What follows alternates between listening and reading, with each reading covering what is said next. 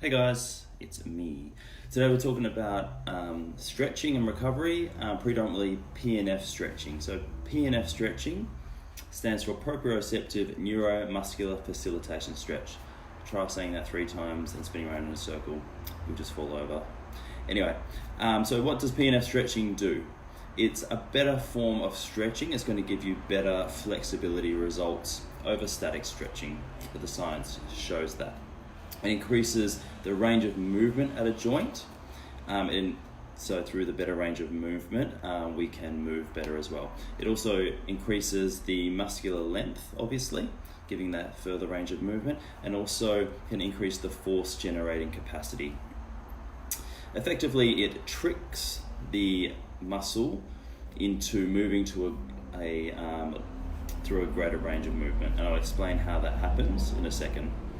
So when we train, we want to be in the best positions that we can be in when we're training, especially when we're lifting heavy weights.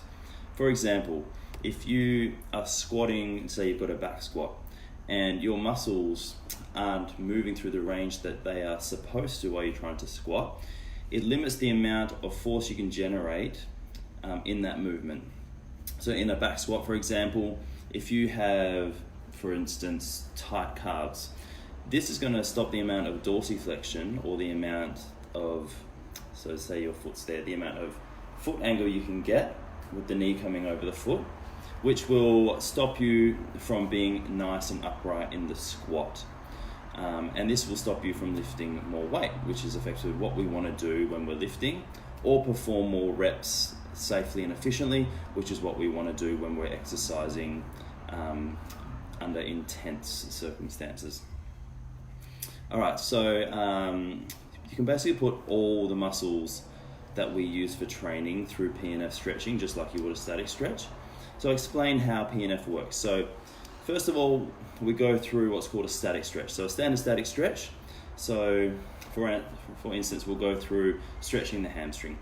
So if you were to stretch your hamstring, you would lay it down on the floor, you'll grab a towel, put it around your foot, and you would pull your leg back. That's a static stretch. So you're pulling the weight back under your own control.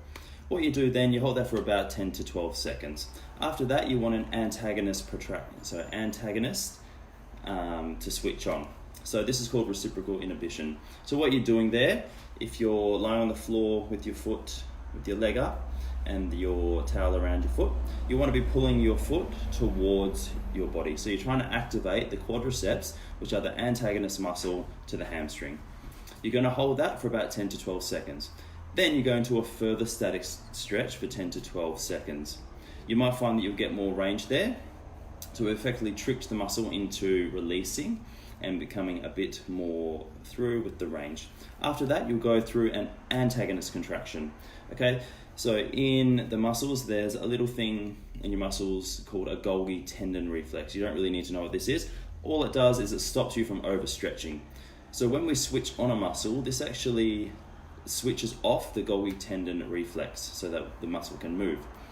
So by activating the muscle that you want to stretch for about 10 to 12 seconds, your Golgi tendon reflex will be switched off.